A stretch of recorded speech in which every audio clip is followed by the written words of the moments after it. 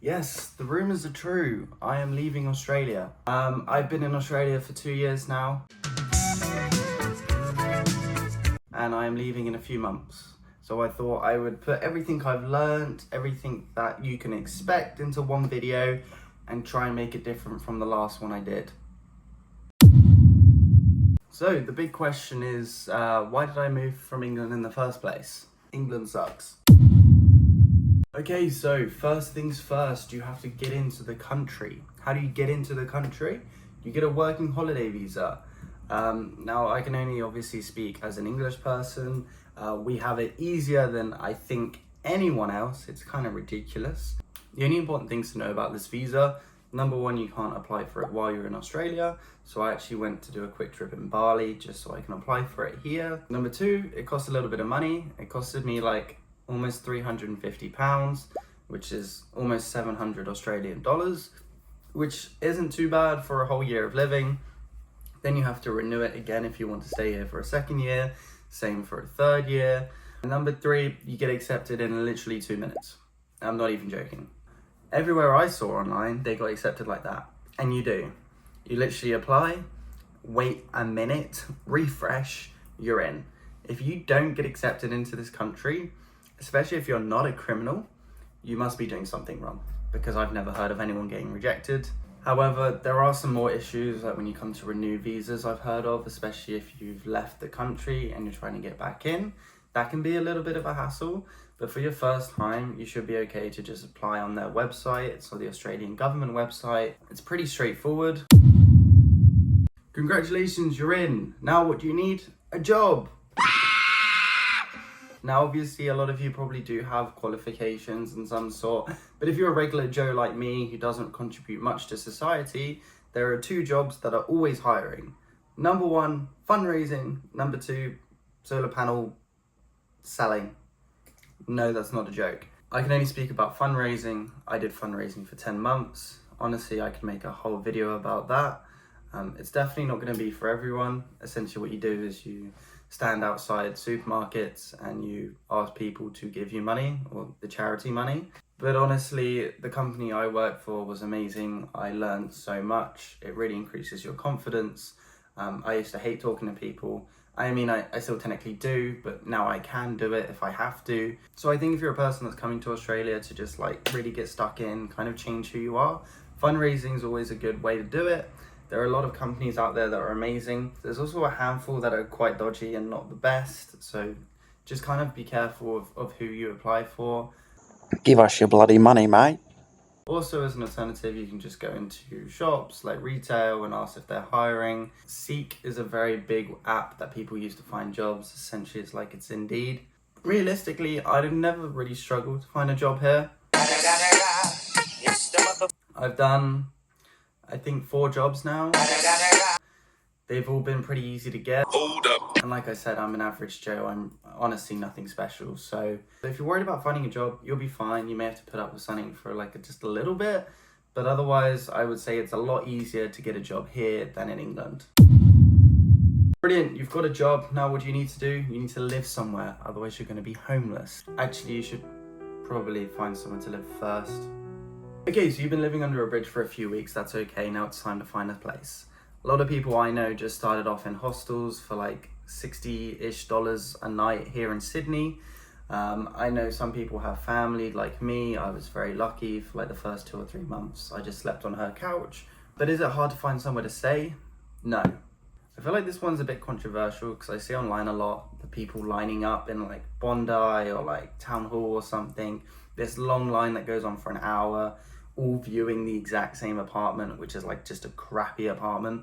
And I don't really get why and what those people are doing with their lives.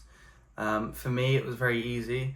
The first time I moved in with a friend from work, which obviously is not going to be possible for everyone watching, but I've moved out of there almost a year ago now, and this place took me about 3 or 4 weeks to find. It's just an app called Flatmates. It's just like a social media version of people finding roommates. And look, my roommates are all Colombian. They all speak Spanish.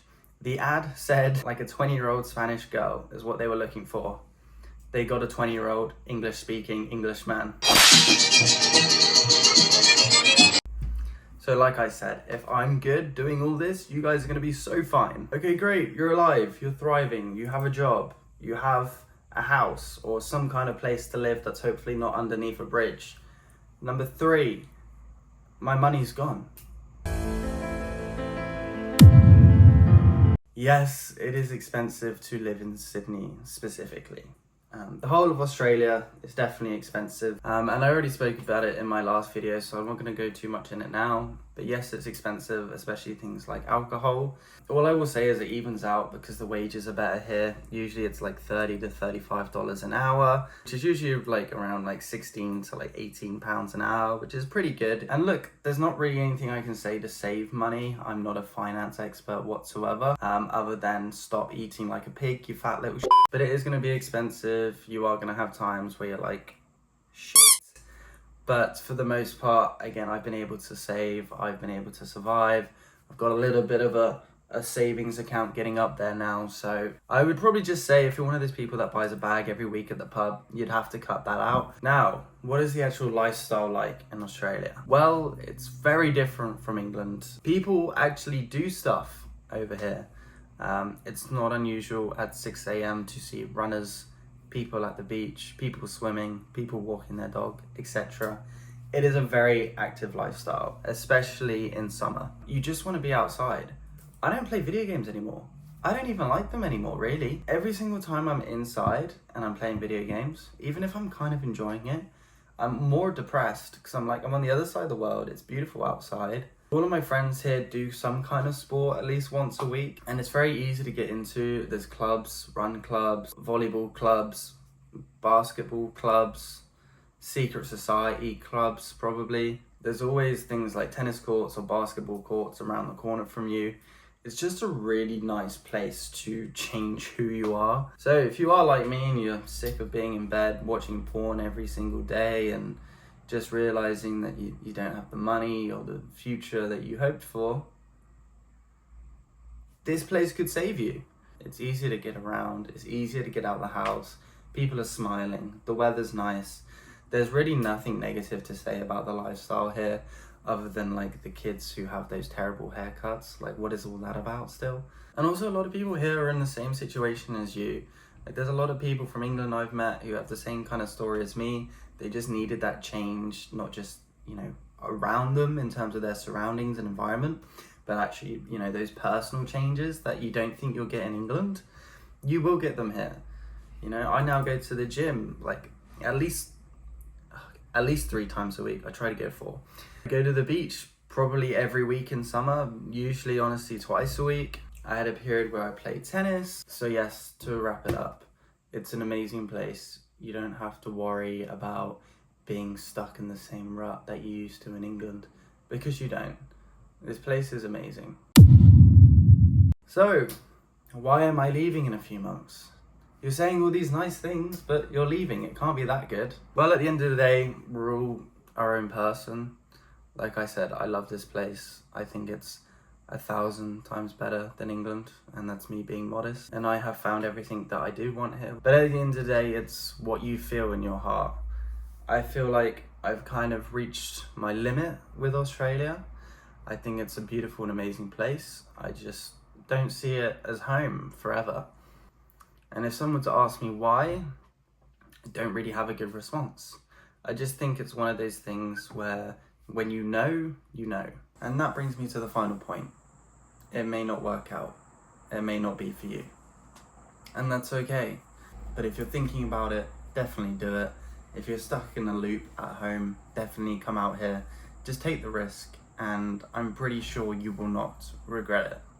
Even if it's just for a little bit. But I hope you enjoyed, and see you next time. Whenever that is.